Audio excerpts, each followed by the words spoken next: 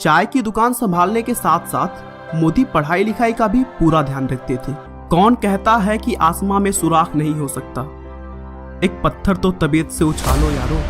Hello guys, कैसे हो? तो आज हम देखेंगे अपने देश के प्रधानमंत्री नरेंद्र मोदी की बायोग्राफी, कैसे यहाँ तक आज 3 बार देश के प्रधानमंत्री बने हैं। तो उससे पहले तो भाई कुछ ना कुछ उनकी स्टोरी तो होगी, तो आइए सुनते हैं। डरते तो वो हैं जो अपनी छवि के लिए मरते हैं। बिल्कुल, मैं तो हिंदुस्तान की छवि के लिए मरता हूँ। ओके। और इसीलिए किसी से भी नहीं डरता हूँ।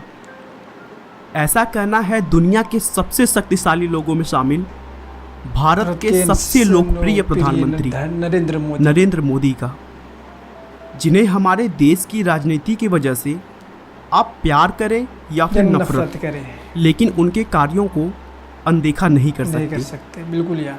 दोस्तों, वैसे तो मोदी जी का जीवन बहुत ही साधारण तरीके से शुरू हुआ, ओके, मगर अपनी देशभक्ति, अपने जज्बे और अपनी मेहनत के दम पर उन्होंने ऐसी सफलता हासिल की जिसके बारे में कोई सोच भी नहीं सकता था। ओके। वे एक बेहद ही गरीब परिवार में पैदा हुए।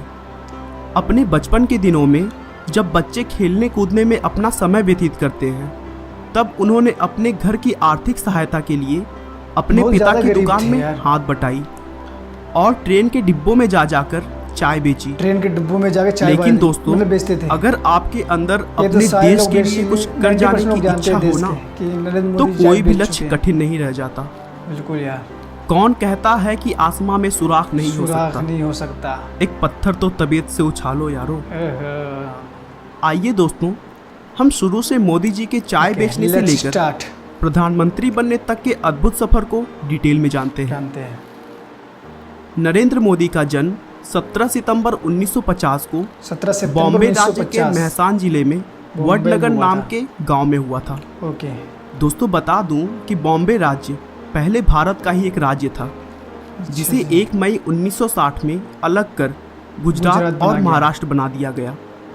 तो इस तरह अब मोदी जी का जन्म स्थान गुजरात राज्य के अंतर्गत आता है। नरेंद्र मोदी के पिता का नाम दामोदर दास मूलचंद मोदी था और मां का नाम हीराबेन मोदी है। जन्म के समय उनका परिवार बहुत ही गरीब था और वे एक छोटे से कच्चे मकान में रहते थे। नरेंद्र मोदी अपने माता पिता की कुल 6 संतानों में तीसरे पुत्र हैं। ओके, 6 भाई बहन। मोदी के पिता रेलवे स्टेशन पर चाय की एक छोटी सी दुकान चलाते थे, जिसमें नरेंद्र मोदी भी उनका हाथ बटाते थे और रेल के डिब्बों में जाकर चाय बेचते थे। लेकिन हाँ, चाय की दुकान संभालने के साथ साथ मोदी पढ़ाई लिखाई का भी पूरा ध्यान रखते थे। अच्छा जी। मोदी के टीचर बताते हैं कि नरेंद्र पढ़ाई लिखाई में तो एक ठीक ठाक छात्र थे, लेकिन वे नाटकों और भाषणों में जमकर हिस्सा लेते थे और उन्हें खेल कूद में भी बहुत दिलचस्पी थी। उन्होंने अपनी स्कूल की पढ़ाई वडनगर से पूरी की। सिर्फ 13 साल की उम्र में नरेंद्र मोदी की सगाई यशोदाबेन चमनलाल के साथ कर दी गई भाई। और फिर 17 साल की उम्र में उनकी शादी हो गई। कमेंट्स में जरूर बताना। फाइनेंशियल एक्सप्रेस की एक न्यूज के अनुसार नरेंद्र और जसोदा ने कुछ वर्ष साथ रहकर बिताए, लेकिन कुछ समय बाद नरेंद्र मोदी के इच्छा से वे दोनों एक दूसरे के लिए अजनबी हो गए। लेकिन नरेंद्र मोदी के जीवन लेखक ऐसा नहीं मानते हैं। उनका मानना है कि उन दोनों की शादी जरूर हुई, लेकिन वे दोनों एक साथ कभी नहीं रहे। शादी के कुछ वर्षों बाद नरेंद्र मोदी ने घर छोड़ दिया और एक तरह से उनका वैवाहिक जीवन लगभग समाप्त सा हो गया। मतलब शादी के बाद कुछ दिन नरेंद्र मोदी का मानना है कि एक शादीशुदा के मुकाबले अविवाहित व्यक्ति भ्रष्टाचार के खिलाफ ज़्यादा जोरदार तरीके से लड़ सकता है। बिल्कुल। क्योंकि उसे अपनी पत्नी, परिवार खोने का और डर बाल बच्चों की कोई चिंता नहीं रहती। बिल्कुल यार। बचपन से ही मोदी में देशभक्ति कूट कूट कर भरी थी। देशभक्ति को 1962 में जब भारत चीन युद्ध हुआ था, उस समय मोदी रेलवे स्टेशन पर जवानों से भरी ट्रेनों में उनके लिए खाना और चाय लेकर जाते थे। 1965 में भारत पाकिस्तान युद्ध के समय भी मोदी ने जवानों की खूब सेवा की थी। 1971 में वे आरएसएस के प्रचारक बन गए और अपना पूरा समय आरएसएस को देने लगे। अच्छा जी। वे वहां सुबह 5 बजे उठ जाते और देर रात तक काम करते। प्रचारक होने की वजह से मोदी जी ने गुजरात की अलग अलग जगहों पर जाकर लोगों की समस्याओं को बहुत करीब से समझा और फिर भारतीय जनता पार्टी का आधार मजबूत करने में इम्पॉर्टेंट रोल निभाया। 1975 के आसपास में राजनीति क्षेत्रों में विवाद की वजह से उस समय की प्रधानमंत्री इंदिरा गांधी ने कई राज्यों में आपातकालीन घोषित कर दिया था और तब आरएसएस जैसी संस्थाओं पर भी प्रतिबंध लगा दिया गया था। फिर भी मोदी चोरी छिपे देश की सेवा करते रहे और सरकार की गलत नीतियों का जमकर विरोध किया।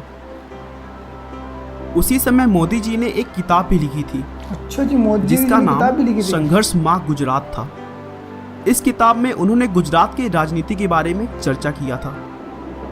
उन्होंने आरएसएस के प्रचारक रहते हुए 1980 में गुजरात विश्वविद्यालय से राजनीति विज्ञान में पीजी की डिग्री प्राप्त की।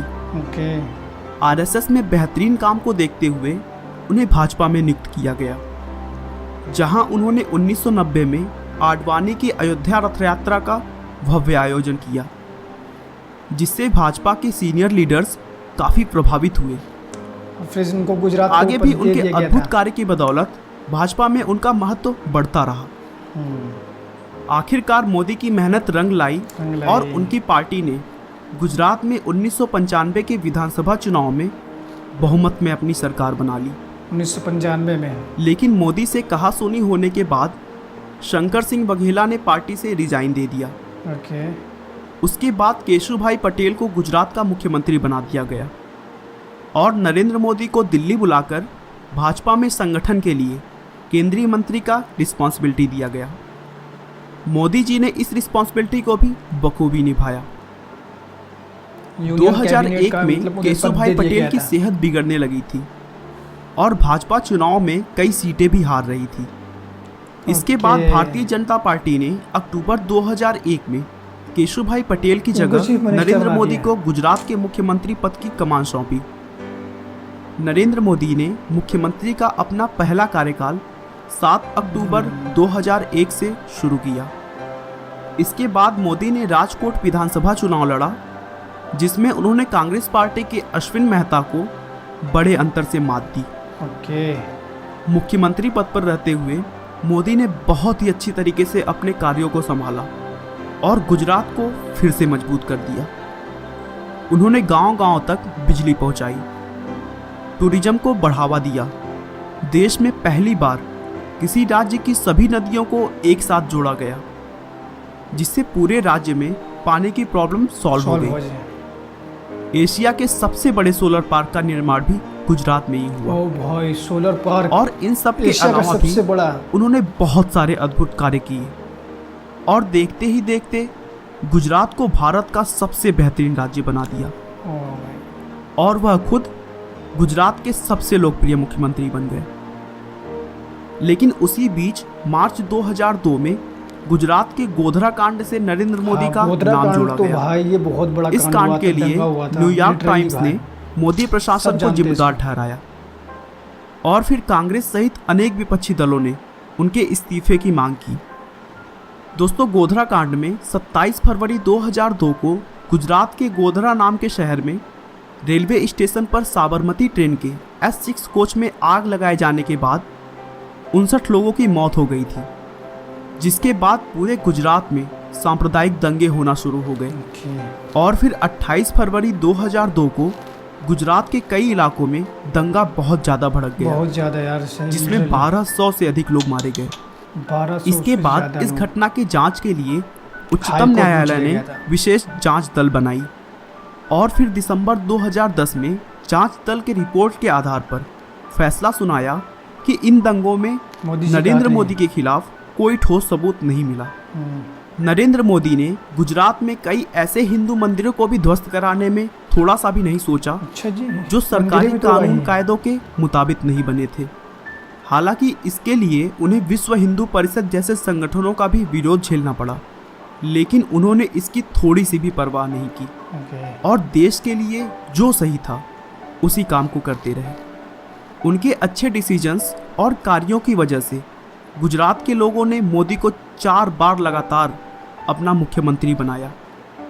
गुजरात में मोदी की सफलता देखकर बीजेपी के सीनियर नेताओं ने मोदी को 2014 के लोकसभा चुनाव का प्रधानमंत्री उम्मीदवार घोषित किया, जिसके बाद मोदी ने पूरे भारत में बहुत सारी रैलियां की और साथ ही साथ उन्होंने सोशल मीडिया का भी भरपूर लाभ उठाया और लाखों लोगों तो तक अपनी बात सोशल मीडिया का रखी। भरपूर यूज़ किया इन्होंने। मोदी के अद्भुत विकासशील कार्य, उनके प्रेरणादायक भाषण, देश के लिए उनका प्यार और उनकी सकारात्मक सोच की वजह से उन्हें भारी मात्रा में वोट मिले और वे भारत के 15वें प्रधानमंत्री बने।